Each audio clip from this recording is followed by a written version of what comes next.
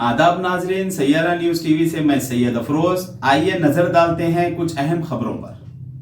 Raidurgam police station limits के तहत Malcolm चेरू इलाके के करीब कुतुब शाही मस्जिद में उस वक्त कशीदगी फैल गई जब नामालूम अफराद ने मुबैना तौर पर बाउंड्री को नुकसान पहुंचाया और जबरदस्ती मूर्ति नस्ब की। इतवार की सुबह मस्जिद के इंतजामी कमेटी के अरकान ने बाउंड्री के अंदर लोगों के एक ग्रुप को रसूमात अदा करते और मूर्ति नस्ब करते देखा तो उन्होंने फौरी तौर पर मुकामी पुलिस और वक्फ बोर्ड के अहदेदारों को आगाह किया।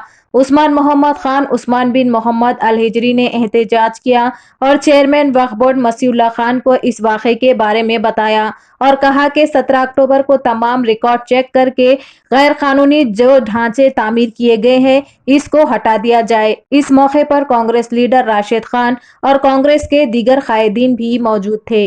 क्या कि ये जो मस्जिद की जायदाद है ये वक्फ की जायदाद है, ये अल्लाह की जायदाद है और इसके दायरे को पार कर कर कुछ शर अंगेज लोग आकर यहाँ पर गैर कानूनी तरीके से एक मंदिर तामीर कर और कहा जा रहा है कि ये जो मंदिर तामीर हुई रातों रात, ये दिन में रातों रात से ये तेलंगाना की पुलिस की ज़ेरे निगरानी में हुआ।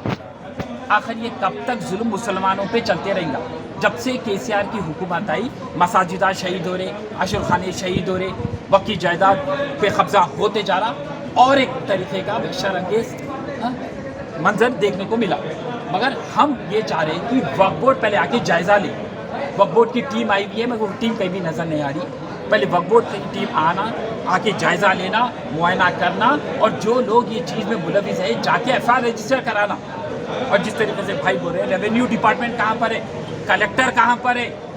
केटीआर साहब, आपको पता होना चाहिए कि होम मिनिस्टर एक मुसलमान है। महमूद अली साहब, आप कहाँ पर है? हर वक्त ये देखा जा रहा है कि जब भी मुसलमानों पे जुल्म होता, हमारी मसाजिद मिस्मार होती, शहीद होती, तो आप कभी नहीं आते। आज भी कोई टीआरएस का बंदा नजर नहीं आ रहा। तो हमारा मुतालिबा है कि हम कानूनी लड़ाई तो लड़ेंगे। ये हमारी अल्लाह की जायदाद है, किसी की बाप की जायदाद नहीं, हमारी जायदाद है ये। और हमारी जायदाद पे शरअंगेज लोगों को हम पनपने नहीं देंगे। जो भी कानूनी कार्रवाई करना है, हमारे जिस तरीके से उस्मान अली साहब ने बयान किया, हम बराबर उसके दस्तूर के दायरे में लेके लड़ेंगे। और ये जो माहौल आज ये बीजेपी की जानिब से हो रहा है, तो जैसा जिस तरीके से हमारे भाई ने कहा मुंगुड़ का इलेक्शन आ रहा और बीजेपी कभी भी पोलराइज करते हुए गई। वोट हासिल करने के लिए हिंदू और मुसलमान के बीच में इंतशार, मंदिर और मस्जिद के मसले को आगे बढ़ा दिया। अब वही चारा देखने को आप मिल रहा है यहाँ पर। वो मंजर आम है, फिर वक्त अब देखा जाएगा। तो आप समझना चाहिए और मुसलमान भाइयों से मैं पूरों से गुजारिश करता हूँ कि कानून को हाथ में ना ले। कानून पे हमारा पूरा एतबार है। हम इंशाअल्लाह कानून के सामने रुजू होंगे, कोर्ट के सामने रुजू होंगे और हक के फैसले को हम तलब करेंगे। जब तक कोई चीज़ कानून को अपने हाथ में मत लिए, वक्त का इंतज़ार करिए। अब जो भी कानूनी कार्रवाई है आगे बढ़ाएंगे हम। और याद रखो, हिंदू मुसलमान को अमन सुकून से रहना चाहिए। ये मुल्क में हर जगह ये देखा जा रहा है कि हिंदू और मुसलमान की लड़ाई हो रही है। ये चीज़ों कैसे लड़ाई हो रही है और ये चीज़ों को आगे कौन बढ़ा रही है? आरएसएस बढ़ा रही है, बीजेपी बढ़ा रही है। ये जितने भी राइट विंग के सिस्टर ऑर्गेनाइजेशन है, बेबी ऑर्गेनाइजेशन है, वो लोग ये चीज़ों में मुलविस है।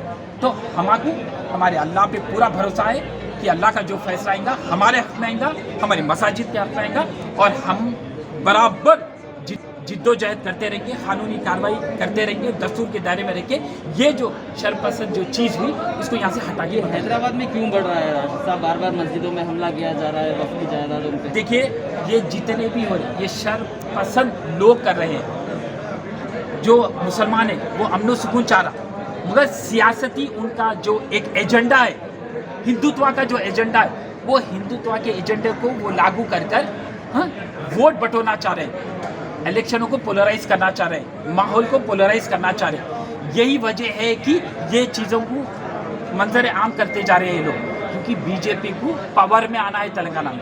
बीजेपी के कोई भी ऐसे स्कीम्स नहीं है जिसको देखकर कोई वोट करे हो। तो वो लोग हिंदू और मुसलमान के लड़ाई को आगे बढ़ाकर, हिंदुत्व की आइडियोलॉजी को आवाम के दरमियान में लाकर, ऐसी चीज़ों को आगे बढ़ाकर वो हुकूमत कायम करना चाह रहे हैं। मगर उनके हौसले पस्त कर देंगे हम मुत्तहिद है, हम मुत्तहिद रह के हम उनका मुकाबला करेंगे।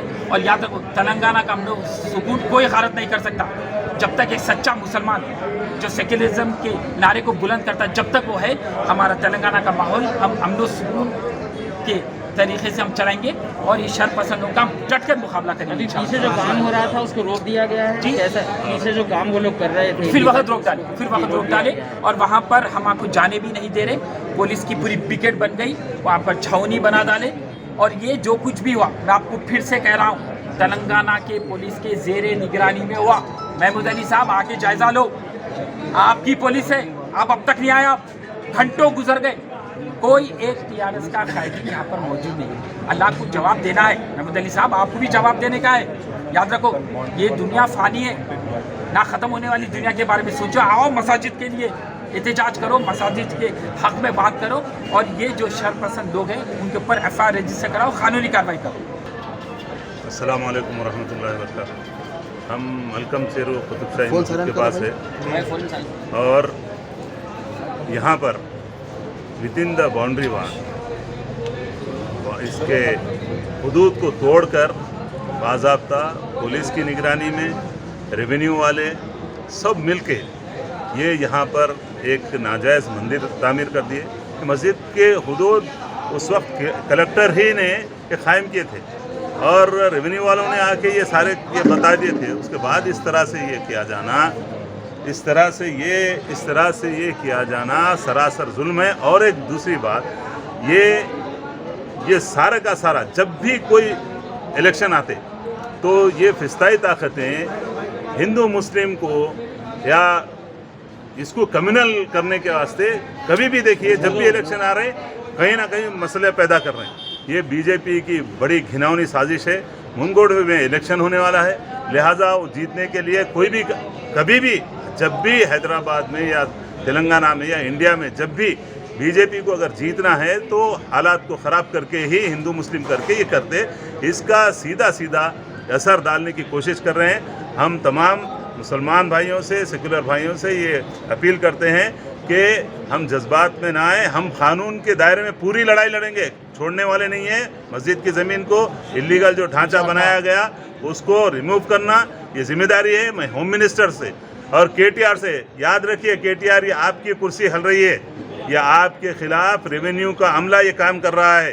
गवर्नमेंट का आपका अमला इस तरह से हालात पैदा करके आपको हुकूमत को, TRS हुकूमत को डैमेज कर रहा है। याद रखिए KTR आपके लिए है ये सारा, ये जो है ना इंतबा आपके लिए।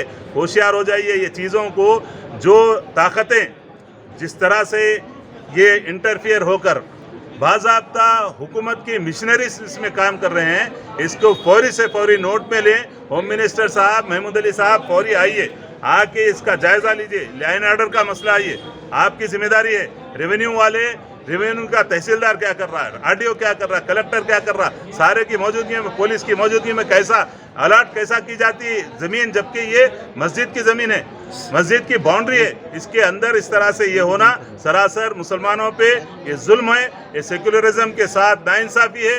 और ये बीजेपी और जितने फ़िरका परस्त ताकतें हैं ये चाहते हैं कि हमारे शहर का, हैदराबाद का अमन, तेलंगाना का अमन बर्बाद हो जाए। ये आपकी जिम्मेदारी है सबसे पहले। KTR चूँकि आप जिम्मेदार है, आप फौरी इसका जायज़ा लीजिए और जो नाजायज़ यहाँ पर काम हो रहा है उसका फौरी सद्देबाब कीजिए।